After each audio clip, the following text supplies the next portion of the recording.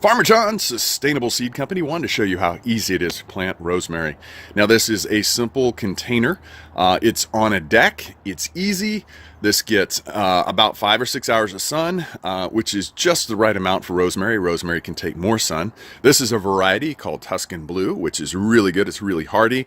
You can see below that I have some lobelia planted. That lobelia will train down the side of the container, but it's a little unkept right now. I haven't cut it back because I'm using it in the kitchen as I need it. I come out the front door here, I trim it up, and I use it in any of the delicious dishes. So simple, so easy, right on your deck. Gotta love container gardening.